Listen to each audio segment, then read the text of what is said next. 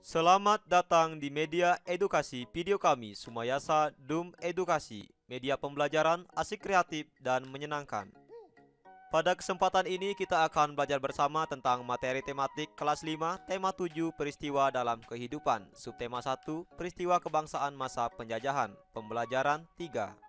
Burung beo, burung belibis, buah naga dimakan ulat. Tonton videonya sampai habis, semoga bermanfaat. Namun sebelum lanjut, mari kita sama-sama berdoa sejenak agar kita diberikan kemudahan dan kelancaran di dalam belajar. Mari sama-sama kita dukung dan kita bangun channel ini, klik subscribe, like, dan share agar video ini memberikan manfaat untuk kita bersama. Materi tematik kelas 5, tema 7, subtema 1, pembelajaran 3. Ayo membaca. Pada kegiatan pertama ini kita akan membaca sebuah teks yang berjudul Sistem Tanam Paksa Pemerintahan Kolonial Belanda. Pada masa kepemimpinan Johannes van den Bosch, Belanda memperkenalkan sistem tanam paksa. Sistem tanam paksa pertama kali diperkenalkan di Pulau Jawa dan dikembangkan di daerah-daerah lain di luar Pulau Jawa.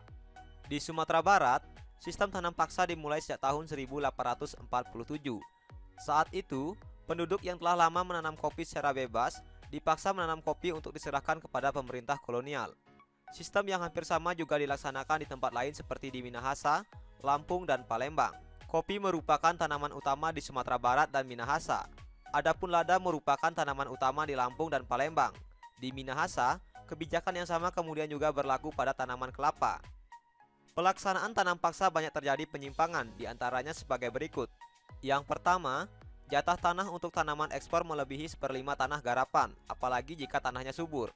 Yang kedua, rakyat lebih banyak mencurahkan perhatian, tenaga, dan waktunya untuk tanaman ekspor, sehingga banyak yang tidak sempat mengerjakan sawah dan ladang sendiri. Yang ketiga, rakyat yang tidak memiliki tanah harus bekerja melebihi 1/5 tahun.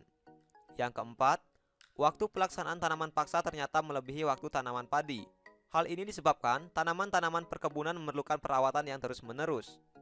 Yang kelima, setiap kelebihan hasil panen dari jumlah pajak yang harus dibayarkan kembali kepada rakyat ternyata tidak dikembalikan kepada rakyat. Yang keenam, kegagalan panen tanaman wajib menjadi tanggung jawab rakyat atau petani. Adanya penyimpangan-penyimpangan pelaksanaan tanam paksa membawa akibat yang memberatkan rakyat Indonesia. Akibat penyimpangan pelaksanaan tanam paksa tersebut antara lain, banyak tanah terbengkalai sehingga panen gagal, rakyat makin menderita, wabah penyakit merajalela, bahaya kelaparan melanda Cirebon, dan memaksa rakyat mengungsi ke daerah lain untuk menyelamatkan diri. Kelaparan hebat juga terjadi di Grobogan yang mengakibatkan banyak kematian hingga jumlah penduduk menurun tajam. Tanam paksa yang diterapkan Belanda di Indonesia ternyata mengakibatkan aksi penentangan. Berkat adanya kecaman dari berbagai pihak, akhirnya pemerintah Belanda menghapus tanam paksa secara bertahap. Salah satu tokoh Belanda yang menentang sistem tanam paksa adalah Douwes Dekker dengan nama samaran Multatuli. Dia menentang tanam paksa dengan mengarang buku berjudul Max Havelaar. Edward Douwes Dekker mengajukan tuntutan kepada pemerintah kolonial Belanda untuk lebih memperhatikan kehidupan bangsa Indonesia karena kejayaan negeri Belanda itu merupakan hasil tetesan keringat rakyat Indonesia. Dia mengusulkan langkah-langkah untuk membalas budi baik bangsa Indonesia. Langkah-langkah tersebut antara lain sebagai berikut. Yang pertama, melakukan pendidikan atau edukasi. Yang kedua, membangun saluran pengairan atau irigasi. Yang ketiga, memindahkan penduduk dari daerah yang padat ke daerah yang jarang penduduknya atau transmigrasi. Bisakah kalian menemukan kosakata baku? Jadi, dari teks yang sudah kita baca tadi, ada kata-kata yang merupakan kosakata baku dan ada juga kata-kata yang tidak termasuk ke dalam kosakata baku. Sekarang, kita akan pelajari mengenai kosakata baku. Kata baku adalah kata yang digunakan sesuai dengan aturan atau kaidah berbahasa Indonesia yang sudah ditentukan sebelumnya. Pengertian kata baku juga merupakan kata yang penggunaannya sudah sesuai ejaan dan aturan pedoman bahasa Indonesia yang baik dan benar yang bersumber pada Kamus Besar Bahasa Indonesia atau KBBI. Perhatikan cara-cara menggunakan kamus berikut. Untuk menggunakan Kamus Besar Bahasa Indonesia, ada beberapa cara yang harus kita perhatikan. Yang pertama, pilihlah sebuah kata dari daftar kosakata barumu. Misalnya kita akan memilih kata pilar. Yang kedua, bukalah kamusmu, kemudian carilah daftar kata-kata yang dimulai dengan huruf awal P. Ingat, setiap kata pada kamus selalu diurutkan berdasarkan urutan abjad. Yang ketiga, dalam daftar kata yang berhuruf awalan P, carilah daftar kata yang dimulai dengan huruf P. Kemudian yang keempat, carilah daftar kata yang dimulai dengan huruf pil. Kata pilar akan kamu temukan di antara kata-kata itu. Ayo berdiskusi. Setelah kita membaca teks yang berjudul Sistem Tanam Paksa Pemerintahan Kolonial Belanda, kita akan mencoba untuk mencari kosakata baku dan arti dari kosakata baku tersebut. Nah, seperti contohnya, di sini ada sebuah kosakata baku yaitu wajib. Ini artinya harus dilakukan. Kemudian, kosakata baku berikutnya kolonial. Nah, ini artinya penjajahan.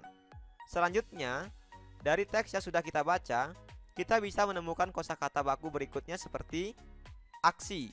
Nah, ini yang berarti gerakan. Kosakata baku berikutnya panen. Ini berarti pemungutan atau pemetikan hasil sawah atau ladang. Kosakata baku berikutnya pajak. Ini memiliki arti pungutan wajib. Selain kata baku yang sudah kita sebutkan ini, pada teks yang berjudul Sistem Tanam Paksa Pemerintahan Kolonial Belanda, masih banyak lagi terdapat contoh dari kata-kata baku lainnya. Menuliskan informasi penting menggunakan prinsip 5W1H. Apa itu 5W1H? W yang pertama yaitu what, yang berarti apa. Dari kata apa, kita bisa menuliskan sebuah pertanyaan, apakah tanam paksa itu? Dari teks yang sudah kita baca tadi, kita mengetahui bahwa tanam paksa adalah kebijakan pemerintah Belanda memaksa petani menggarap sebagian lahannya untuk ditanami tanaman ekspor. W yang berikutnya yaitu where, di mana. Kita bisa membuat sebuah pertanyaan dari kata where atau di mana. Di manakah tanaman paksa dilaksanakan? Tanaman paksa dilaksanakan di Jawa, Sumatera Barat, Lampung, dan Palembang. W yang berikutnya adalah who, siapa. Kita bisa membuat pertanyaan, siapakah yang menerapkan tanam paksa? Yang menerapkan tanam paksa adalah Johannes van den Bosch pada masa pemerintahan kolonial Belanda. W yang berikutnya yaitu what, apa. Kita bisa membuat pertanyaan, apa akibat tanam paksa? Akibat dari tanam paksa yaitu rakyat menderita, sawah ladang menjadi terbengkalai, dan beban semakin berat. W yang selanjutnya yaitu who, siapa. Kita bisa membuat pertanyaan, siapakah penentang tanam paksa? Penentang tanam paksa yaitu Louis Dekker dengan nama samaran Multatuli. Dan satu H yaitu who, bagaimana. Kita bisa membuat pertanyaan, bagaimana tanam paksa dilaksanakan? Pada prinsipnya, tanam paksa yaitu penduduk harus menyerahkan sebagian tanah untuk ditanami secara paksa tanaman ekspor. Ayo membaca. Peristiwa perlawanan terhadap Portugis. Setelah Malaka dapat dikuasai oleh Portugis pada tahun 1511, terjadilah persaingan dagang antara pedagang-pedagang Portugis dengan pedagang di Nusantara. Portugis ingin selalu menguasai perdagangan, maka terjadilah perlawanan-perlawanan terhadap Portugis. Perlawanan tersebut antara lain sebagai berikut. Yang pertama, perlawanan dari Sultan Ali Muhayyad Shah pada tahun 1514 sampai 1528. Dari hasil perlawanan ini, berhasil membebaskan Aceh dari upaya penguasaan bangsa Portugis. Yang kedua, perlawanan dari Sultan Alauddin Riayat Shah pada tahun 1537 sampai 1568. Sultan Alauddin Riayat Shah berani menentang dan mengusir Portugis yang bersekutu dengan Johor. Yang ketiga, perlawanan dari Sultan Iskandar Muda pada tahun 1607 sampai 1636. Raja Kerajaan Aceh yang terkenal sangat gigih melawan Portugis adalah Iskandar Muda. Pada tahun 1615 dan 1629, Iskandar Muda melakukan serangan terhadap Portugis di Malaka. Pada awalnya, kedatangan bangsa Portugis diterima dengan baik oleh raja setempat dan diizinkan mendirikan benteng. Namun, lama-kelamaan rakyat Ternate mengadakan perlawanan karena Portugis serakah, ikut campur dalam pemerintahan, membenci agama rakyat Ternate, dan bersikap sewenang-wenang. Rakyat Ternate dipimpin oleh Sultan Hairun bersatu dengan Tidore melawan Portugis hingga Portugis terdesak. Pada waktu terdesak, Portugis mendatangkan bantuan dari Malaka yang dipimpin oleh Anthony Galvo, sehingga Portugis mampu bertahan di Maluku. Pada tahun 1565, rakyat Ternate bangkit kembali di bawah pimpinan Sultan Hairun. Portugis berusaha menangkap Sultan Hairun, tetapi rakyat bangkit untuk melawan Portugis dan berhasil membebaskan Sultan Hairun dan juga tawanan lainnya. Akan tetapi, Portugis melakukan tindakan licik dengan mengajak Sultan Hairun berunding. Dalam perundingan itu, Sultan Hairun ditangkap dan dibunuh. Perlawanan rakyat Ternate dilanjutkan di bawah pimpinan Sultan Baabullah, yaitu putra dari Sultan Hairun. Pada tahun 1574, benteng Portugis dapat direbut kembali. Kemudian, Portugis menyingkir ke Hitu dan akhirnya menguasai dan menetap di Timur Timur sampai tahun 1975. Peristiwa perlawanan terhadap Belanda. Yang pertama, peristiwa perlawanan yang dilakukan oleh Sultan Hasanuddin dari Makassar. Sultan Hasanuddin berasal dari Makassar, Sulawesi Selatan. Lahir di Makassar pada tanggal 12 Januari 1631 dan meninggal di Makassar pada tanggal 12 Juni 1670 di usia 39 tahun. Salah satu bentuk perlawanan Sultan Hasanuddin yakni mempersiapkan benteng pertahanan di sepanjang pantai serta mengkoordinasikan beberapa sekutu Goa untuk melawan kesewenang-wenangan VOC. Alasan Sultan Hasanuddin melakukan perlawanan karena VOC sendiri memiliki upaya-upaya untuk mendapatkan serta menguasai Goa, terutama pelabuhan Somba Opu, guna menerapkan sistem monopoli perdagangan. Padahal masyarakat Goa anti terhadap tindakan monopoli perdagangan. Pada akhirnya, segala upaya yang dilakukan oleh Sultan Hasanuddin mengalami kegagalan. Beliau akhirnya terpaksa harus mengakui adanya VOC di tanahnya akibat dikalahkan dalam Perang Goa, yang menjadikan ia harus mengikuti perjanjian Bongaya pada tahun 1667. Selanjutnya perlawanan dari Pangeran Antasari dari Banjarmasin, Kalimantan Selatan. Pangeran Antasari berasal dari Banjarmasin, Kalimantan Selatan. Beberapa bentuk perlawanan yang dilakukan Pangeran Antasari antara lain: yang pertama, melakukan perang gerilya serta membuat kerajaan baru di pedalaman dan benteng-benteng pertahanan. Yang kedua, melakukan penyelundupan senjata untuk mensenjatai peperangan yang dibantu oleh para pangeran-pangeran di Banjar. Alasan Pangeran Antasari melakukan perlawanan karena adanya hak monopoli dagang Belanda dalam Kesultanan Banjar dan adanya masalah dalam kehidupan sosial ekonomi masyarakat Banjar yang diakibatkan menyempitnya wilayah Banjar karena perjanjian yang dilakukan oleh pihak Belanda. Namun, pada akhirnya hasil perlawanan yang dilakukan Pangeran Antasari bersama para panglima dan rakyat Banjar dalam Perang Banjar melawan Belanda mengalami kekalahan. Pangeran Antasari meninggal di umur 75 tahun karena terkena sakit cacar dan paru-paru.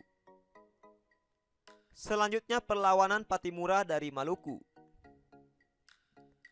Patimura lahir di Maluku pada tanggal 8 Juni 1783. Beberapa bentuk perlawanan yang dilakukan Patimura diantaranya: yang pertama, mengadakan perlawanan untuk menentang kebijakan bangsa Belanda. Yang kedua, melakukan perlawanan dimulai dengan menghancurkan kapal-kapal bangsa Belanda di pelabuhan. Alasan Patimura melakukan perlawanan karena kembalinya bangsa Eropa, terutama bangsa Belanda, ke Pulau Maluku yang mengakibatkan rusaknya tata ekonomi dan pola perdagangan bebas yang telah lama berkembang di Nusantara akibat kedatangan Belanda. Patimura yang berusaha melanjutkan perang gerilya akhirnya juga tertangkap. Ia tidak dihukum mati tetapi bersama 39 orang lainnya dibuang ke Jawa sebagai pekerja rodi. Dari saksi sejarah dikisahkan bahwa di dalam kapal Patimura mogok tidak mau makan dan tidak mau membuka mulut. Keragaman sosial budaya di Indonesia. Tahukah kamu apa itu budaya? Budaya merupakan segala sesuatu yang dihasilkan oleh akal budi manusia. Wujud dari budaya itu sendiri dapat berupa gagasan atau ide yang tercermin dalam kepercayaan. Kemudian dapat berupa tindakan yang tercermin dalam upacara adat, dan dapat juga berupa benda yang tercermin dalam pakaian adat dan senjata tradisional. Kebudayaan Indonesia selain sebagai identitas juga merupakan sebagai kepribadian suatu bangsa, yaitu kepribadian bangsa Indonesia. Negara kita mengembangkan kebudayaan daerah dalam rangka memperkaya kebudayaan nasional. Hubungan antara keduanya sangat erat karena kebudayaan nasional bersumber dari kebudayaan daerah.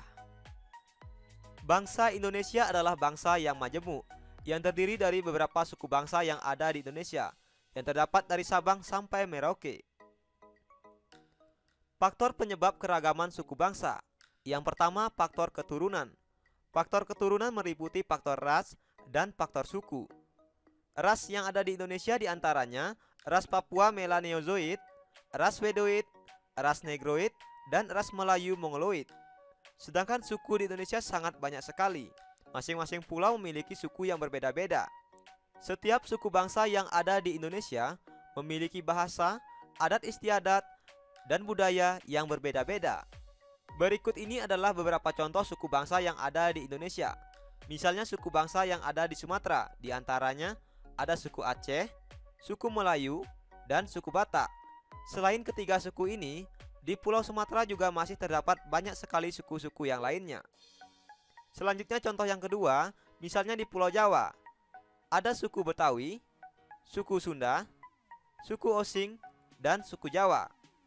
Selain dari keempat suku ini, di Pulau Jawa juga terdapat banyak suku-suku lainnya. Indonesia terdiri dari ribuan pulau, baik itu pulau kecil maupun pulau besar. Di masing-masing pulau, terdapat banyak sekali suku-suku yang ada di Indonesia. Nah, dari manakah kamu berasal? Dan suku apa saja yang ada di daerahmu? Jangan lupa tulis jawabanmu pada kolom komentar. Faktor penyebab keragaman suku bangsa yang kedua, yaitu faktor perbedaan kondisi geografis. Perbedaan kondisi geografis turut berdampak pada munculnya berbagai ragam mata pencaharian. Misalnya, masyarakat yang tinggal di daerah pantai memiliki mata pencaharian sebagai nelayan. Kemudian, masyarakat yang tinggal di daerah dataran rendah memiliki mata pencaharian sebagai petani. Masyarakat yang tinggal di daerah pegunungan memiliki mata pencaharian sebagai pekerja kehutanan. Dan beberapa masyarakat memiliki pekerjaan sebagai pedagang. Selanjutnya, faktor yang ketiga yaitu faktor pengaruh kebudayaan luar. Bangsa Indonesia adalah contoh bangsa yang terbuka. Keterbukaan ini dapat dilihat dari besarnya pengaruh asing dalam membentuk keragaman masyarakat yang ada di seluruh wilayah Indonesia. Yang pertama misalnya kebudayaan yang berasal dari India. Dengan masuknya pengaruh luar dari bangsa India, kita mengetahui bahwa di Indonesia banyak sekali kebudayaan-kebudayaan yang bercorak India. Misalnya dari segi agama, masuknya agama Hindu dan Buddha. Kemudian, faktor pengaruh kebudayaan luar dari bangsa Cina. Misalnya di Indonesia, pengaruh dari kebudayaan Cina yaitu dari segi agama adalah agama Konghucu dan agama Buddha. Selanjutnya pengaruh dari kebudayaan luar yaitu dari bangsa Arab, masuknya agama Islam ke Indonesia. Dan pengaruh dari bangsa Eropa, masuknya agama Kristen ke Indonesia. Belajar asik, kreatif, dan menyenangkan bersama kami Sumayasa Dum Edukasi. Ayo merangkum. Apa ya yang sudah aku pelajari? Hari ini kita telah belajar menjelaskan sistem tanam paksa pemerintahan kolonial Belanda. Kemudian, kita telah belajar menggali kosakata baku pada teks narasi. Dan kita juga telah belajar mengidentifikasi berbagai keragaman suku bangsa yang ada di Indonesia. Sekarang, cobalah jawab beberapa pertanyaan berikut ini. Yang pertama, apa yang kalian ketahui tentang tanam paksa? Yang kedua, tuliskan 5 buah kosakata baku yang kalian ketahui. Yang ketiga, sebutkan ciri-ciri keragaman suku bangsa yang ada di Indonesia. Apa ya yang sudah aku pelajari hari ini? Agar lebih menarik, apa ya usulku? Jangan lupa tulis jawaban dan saranmu pada kolom komentar. Terima kasih telah menyaksikan video ini. Semoga bermanfaat. Mari sama-sama kita dukung dan kita bangun channel ini. Klik subscribe, like, dan share. Sampai jumpa lagi dalam video pembelajaran berikutnya.